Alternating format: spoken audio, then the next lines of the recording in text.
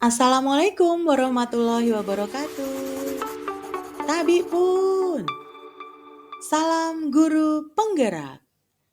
Pada kesempatan kali ini, saya WF Novitasari, calon guru penggerak angkatan 9 dari Kota Metro, Lampung, Unit Kerja SMA Negeri 6 Metro, akan memaparkan kesimpulan dan refleksi pemikiran Ki Hajar Dewantara pada tugas koneksi antar materi modul 1.1. Saya akan merefleksi diri saya melalui 3 pertanyaan berikut. Yang pertama adalah, apa yang saya percaya tentang murid dan pembelajaran di kelas sebelum saya mempelajari modul 1.1? 2. Apa yang berubah dari pemikiran atau perilaku saya setelah mempelajari modul ini? 3. Apa yang dapat segera saya terapkan lebih baik agar kelas saya mencerminkan pemikiran Ki Hajar Dewantara? Oke, dahulu saya masih percaya tentang murid dan pembelajaran di kelas. Yang pertama adalah saya menganggap bahwa murid itu adalah kertas putih kosong tanpa mempunyai potensi atau kelebihan apapun. Dan semua murid wajib menguasai materi dan harus mencapai KKM pada kurikulum 2013.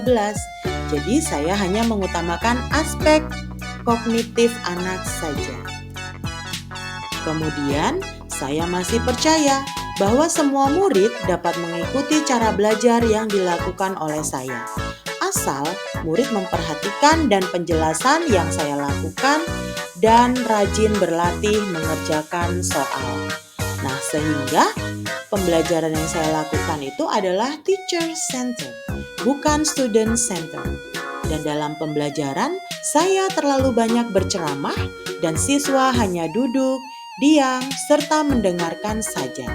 Saya juga beranggapan bahwa saya adalah satu-satunya sumber ilmu. Kemudian, saya beranggapan bahwa murid memiliki karakteristik yang sama, sehingga saya cenderung menyamaratakan kemampuan murid dengan melakukan pembelajaran yang sesuai dengan zona nyaman saya tanpa memperhatikan perbedaan murid. Di sini, saya sangat kurang sekali dalam memahami karakteristik murid. Kemudian, saya masih meyakini bahwa murid harus selalu mengikuti apa yang diperintahkan gurunya, sehingga proses pembelajaran yang saya lakukan kaku dan tegang di kelas. Karena saya beranggapan bahwa murid itu hanyalah seorang anak yang dititipkan oleh orang tua kepada guru atau sekolah untuk dididik. Sehingga saya cenderung galak dan menegur dengan keras jika ada murid yang mengobrol atau ribut sedikit saja, sehingga murid menjadi takut dengan saya.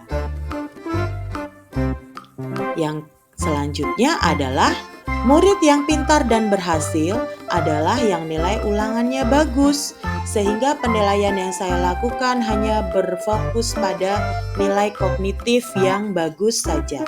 Saya beranggapan bahwa semua murid harus pintar dan jika tidak mencapai KKM, maka murid tersebut saya anggap gagal atau tidak pandai. Selanjutnya adalah saya dulu masih mempercayai bahwa murid harus sudah siap belajar ketika sudah di sekolah. Sehingga fokus utama saya adalah suasana kelas yang tertib, tenang, dan anak-anak memahami materi. Dan di sini saya sering lupa bahwa pendidikan bukan hanya mentransfer ilmu saja, tetapi sejatinya banyak aspek lain yang penting yang harus diperhatikan dalam belajar. Misalnya, penanaman budi pekerti, suasana hati murid yang harus bahagia sebelum belajar juga harus diperhatikan. Murid harus mampu menerapkan materi pada kehidupan sehari-hari sehingga dapat menerapkan proses pembelajaran bermakna. Nah, setelah saya mempelajari modul 1.1, ada yang berubah dari pemikiran saya. Yang pertama adalah anak-anak hidup sesuai dengan kodratnya masing-masing. Pendidik hanya dapat menuntun tumbuhnya kodrat pada masing-masing diri anak. Guru harus menghargai setiap karakteristik belajar murid, karena murid bukan kertas kosong tanpa isi. Murid terlahir berbeda. Setiap individu memiliki keunikan dan keistimewaannya masing-masing. Kemudian, yang merubah pemikiran saya selanjutnya adalah pembelajaran harus berpusat pada anak atau student center. Dan dengan aktivitas pembelajaran yang berpusat pada murid, maka murid akan menjadi lebih aktif dalam proses pembelajaran sehingga mereka dapat mengkonstruksi atau membangun pengetahuannya sendiri. Dan selanjutnya adalah guru bukan satu-satunya sumber belajar. Apapun yang ada di sekitar kita bisa digunakan sebagai sumber belajar anak.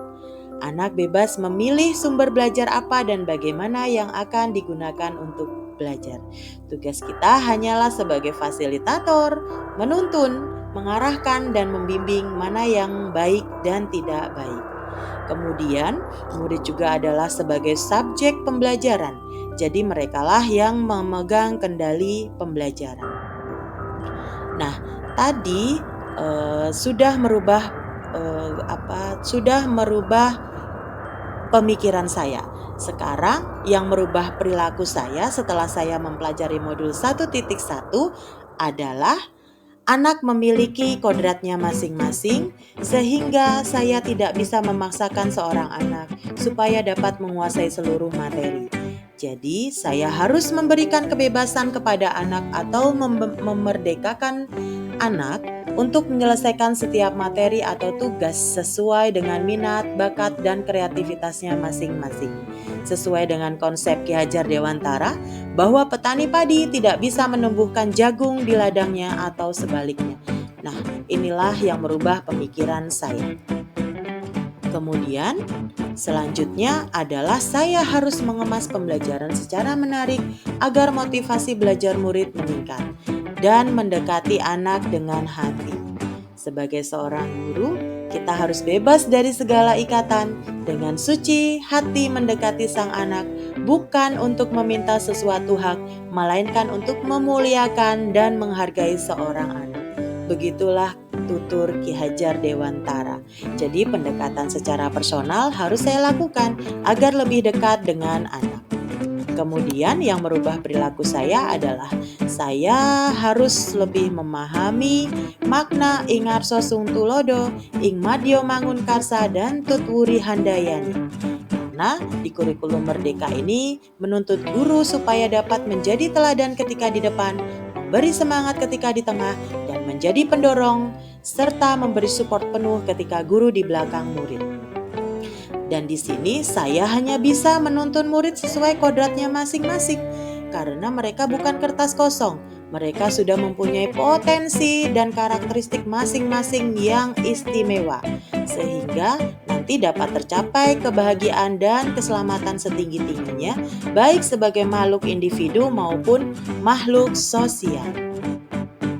Selanjutnya adalah saya harus mencari bahan atau sumber belajar yang sesuai dengan nilai-nilai kebudayaan bangsa Indonesia dan nilai-nilai Pancasila. Karena globalisasi dengan revolusi industri 4.0 bagai mata pisau bermata dua untuk kita. Sehingga kita harus bijak dalam menentukan sumber belajar untuk murid kita. Nah, tindak lanjutnya, agar kelas saya mencerminkan pemikiran Ki Hajar Dewantara, maka penerapan yang akan segera saya lakukan di kelas antara lain: 1. Membuat kesepakatan bersama tentang proses pembelajaran di kelas. Saya akan menampung masukan dan membuat kesepakatan bersama mereka. 2. Akan mendesain kelas menjadi lingkungan yang kaya akan teks dan lingkungan yang menyenangkan. Misalnya dengan membuat pojok baca, mengubah tata letak meja kursi, dan mendesain kelas sedemikian rupa sehingga murid merasa nyaman di kelas. 3. Pembelajaran yang mengutamakan aspek budi pekerti. Insya Allah pembiasaan-pembiasaan baik akan selalu saya teladankan kepada murid tentang bagaimana mereka bersikap agar menjadi pribadi yang lebih baik. Kemudian selanjutnya adalah merubah cara berpikir dan metode pembelajaran. Merancang pembelajaran yang interaktif dan menyenangkan, berpusat pada murid sehingga mereka merasa diakui dan dihargai, dan merasakan pembelajaran yang lebih bermakna. Dan tentunya akan membawa hasil yang positif terhadap hasil belajar mereka sesuai dengan kodratnya masing-masing. Selanjutnya adalah insya Allah saya akan menerapkan pembelajaran berbasis kearifan lokal dan budaya. Dan hal ini sangat penting kita lakukan, kita terapkan kepada anak-anak mengingat perkembangan iptek. Karena banyak sekali anak-anak yang hilang nilai-nilai budayanya. Kemudian selanjutnya adalah insya Allah saya akan menerapkan konsep merdeka belajar dan mengaitkan setiap pembelajaran dengan pencapaian profil pelajar Pancasila. Karena konsep merdeka belajar mengajarkan kita bagaimana seorang pendidik dapat memberikan kebebasan kepada anak untuk dapat bereksplorasi atas pengetahuannya agar mampu menghasilkan ide-ide kreatif dan inovatif mereka. Kemudian selanjutnya adalah akan menerapkan sistem AMO. Karena seperti saya ungkapkan sebelumnya bahwa pendidikan itu menuntun, bukan menuntut. Nah, selanjutnya adalah juga akan menerapkan pembelajaran yang sesuai dengan kodrat alam dan zamannya. Dan yang terakhir tak kalah pentingnya ini adalah saya harus selalu melakukan pengembangan diri agar menguasai strategi pembelajaran yang sesuai dengan kodrat zaman untuk melatih keterampilan abad 21 yang dikenal dengan istilah 6C. Kesimpulan yang dapat diambil dari refleksi saya adalah dasar-dasar pemikiran dari Ki Hajar Dewantara harus segera saya terapkan dalam proses pembelajaran di kelas ataupun di sekolah. Yang pertama adalah pendidikan ternyata bukan hanya ilmu kognitif saja, namun perlu penanaman budi pekerti yang baik. Guru menghantarkan anak tidak hanya pada ketajaman pikiran, kehalusan rasa dan kekuatan kemauan, namun juga pada kebulatan jiwa dan kebijaksanaan. Sehingga nanti mampu menjadi manusia yang bijaksana dan menjadi manusia yang merdeka. Mandiri di atas kaki mereka sendiri. Yang kedua adalah pendidikan menuntun murid sesuai dengan kodratnya, yaitu kodrat alam dan kodrat zaman. Jadi, pendidikan harus berpusat pada murid dan memfasilitasi setiap kebutuhan murid menyesuaikan dengan minat dan bakatnya.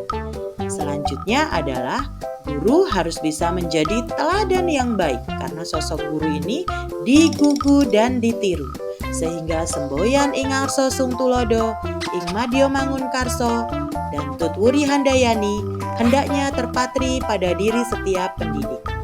Dan yang terakhir adalah fokus pendidikan adalah murid, murid, dan murid. Demikian pemaparan saya mengenai koneksi antar materi pemikiran filosofis Ki Hajar Dewantara. Mohon maaf apabila ada salah kata dalam penyampaian. Semoga bermanfaat. Salam dan bahagia. Wassalamualaikum warahmatullahi wabarakatuh.